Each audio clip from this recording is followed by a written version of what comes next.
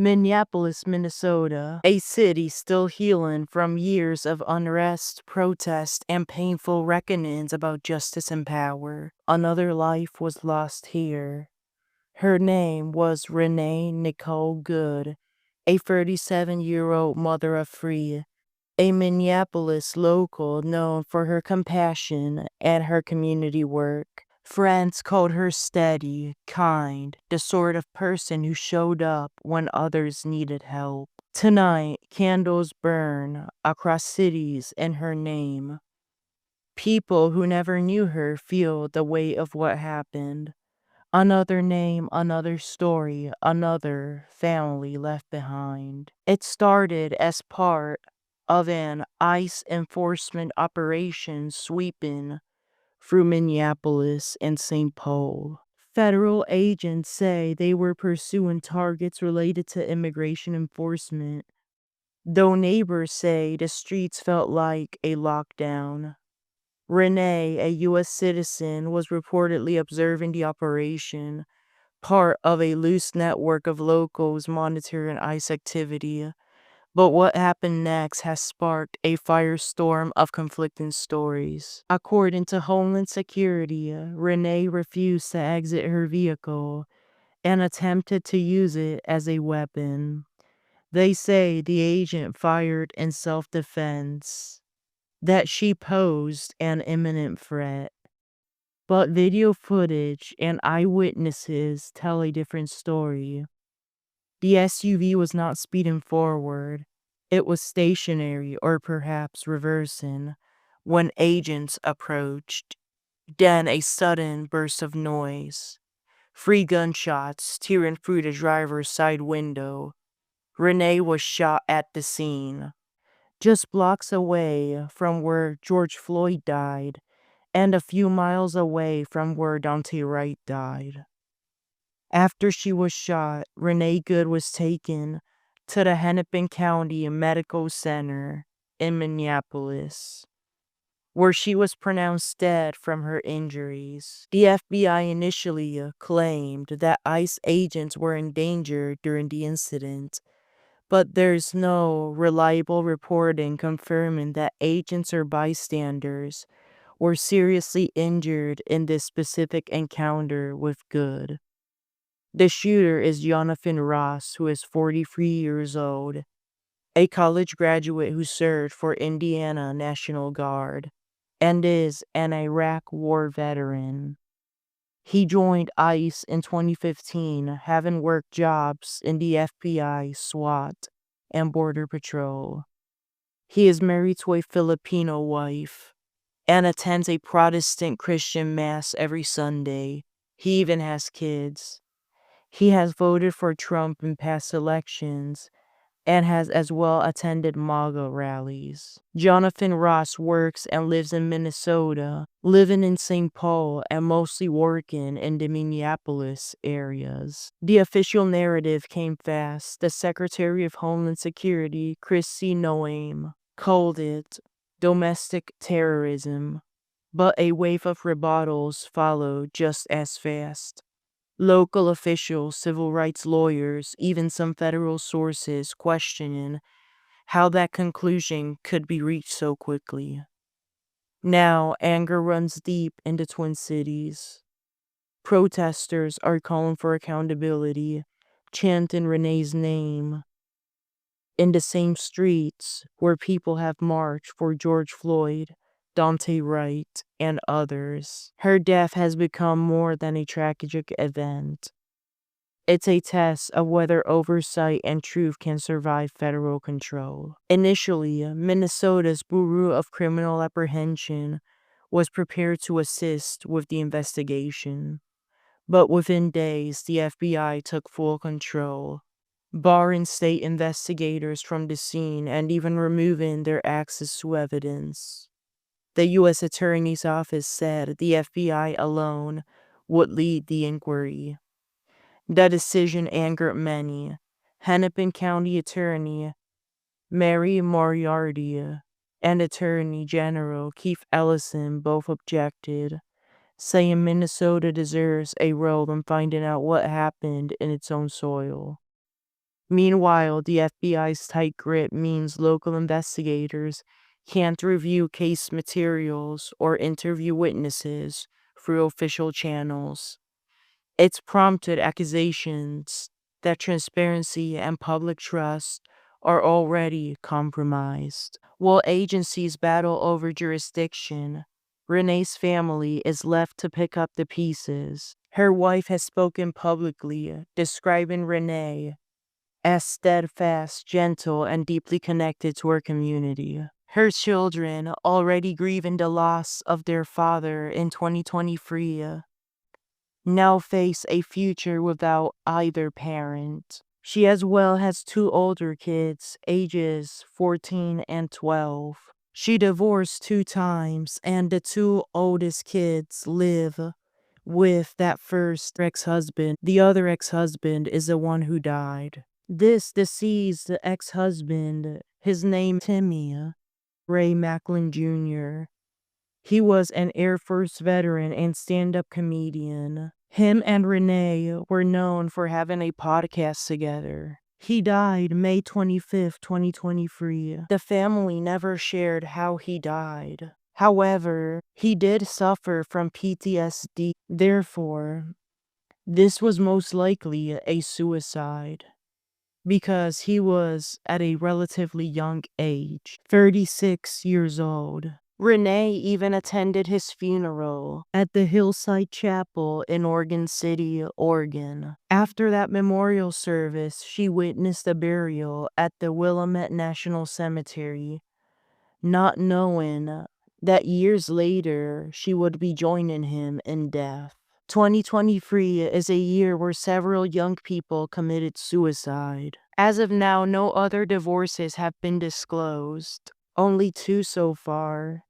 And her lesbian relationship with a woman, her most recent partner, who is now the one taking care of the youngest kid they have, the 6-year-old boy.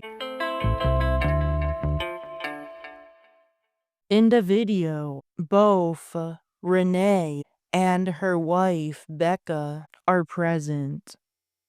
Becca is outside the car filming the ICE agents with her phone, harassing them, and Renee is still inside her car, blocking the way, blocking the road. Their 6-year-old boy is not inside the car. In fact, they're going to pick him up. That would be later in the day. However, she did not survive to pick the boy off from school. They had just dropped him off. Inside that car is a dog. That dog is okay though. Most of the information as of what happened to those involved in the shooting is unclear. One of the ICE agents is being hospitalized, according to President Donald Trump, although others say he's already been released. Most likely, he is at the Hennepin Medical Center. Here we have a series of gunshots over 2 women being stupid. Apparently, this shooter ICE agent has had these kinds of encounters in the past. Last June, someone else tried to run him over with a car. Therefore, he has some kind of PTSD, but still wants to continue doing this job. At least he did on New Year's. This shooting was indeed self-defense, and it is pretty rhetorical of these 2 women to think that a good outcome was going to come out of harassing ICE agents, cussing at them, making fun of them, and then trying to flee. Both were indeed obstructing, and Becca should be behind bars for that, or at least fined. My heart goes out to that 6-year-old boy who still has one mother to deal with. Not just any mother, a nonsense mother. And best of luck to Renee's 2 older kids, the only daughter and the other son, the daughter being the oldest. Both of those kids, as of now, do not want to attend their mother's funeral, their biological mother Renee's. if she does have a funeral, and it looks like their father, Renee's first ex-husband, does not want to either. It seems pretty clear that they could not stand her as a mother. The three are beautiful kids, apparently very sweet, according to their teachers and churchgoers, as well as neighbors. But for a while, they had to deal with Renee as their mother. However, some do describe Renee as a kind person. Amid the legal fog, neighbors have organized vigils and fundraisers, sharing stories, raising money to help her family, and they are demanding answers.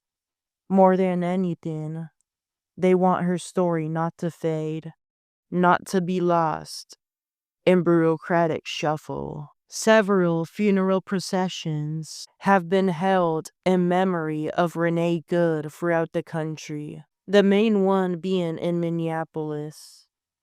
This is not her funeral, though. In fact, there is no official obituary, so most likely financial things are still being solved. That's probably why there was a GoFundMe set up in the first place to feed that 6-year-old boy, that poor kid, and also to at least pay for a funeral. Becca has no idea what to do for her wife's memorial service. The public had to do the funeral for her without her body, just their personal vehicles driving around, protesting.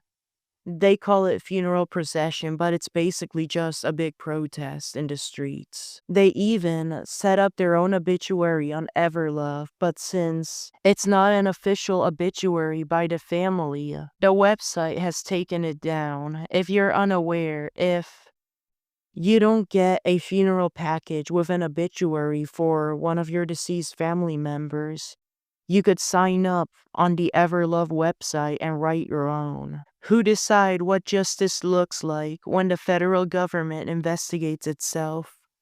Why are civil rights prosecutors who often review cases like this reportedly absent? And what happens when a mother of three can be labeled a terrorist within hours of her death? Unfortunately, I do not know the name of the first husband who had the first two kids.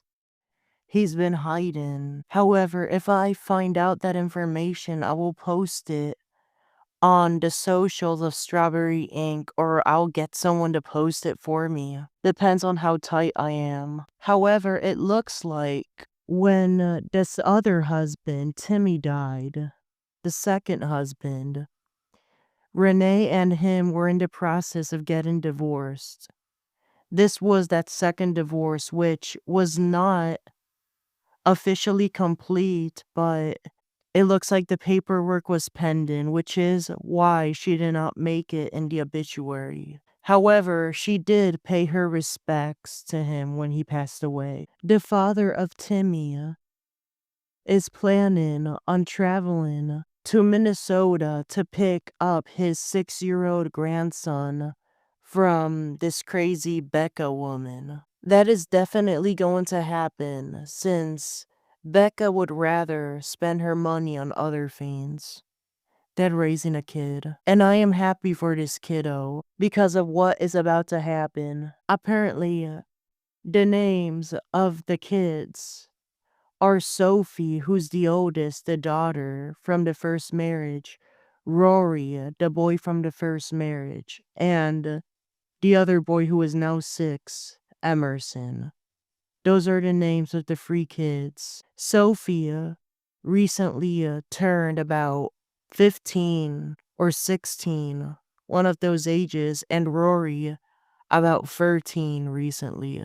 For now, most of the answers as of this case remain in the hands of the FBI, held behind closed doors, but outside, in the open air of Minneapolis, candles still flicker for a woman named Renee, whose story has already changed a conversation about power, protest, and who is truly protected by the law. I'm Santiago, and this is Strawberry Ink. Stay with us.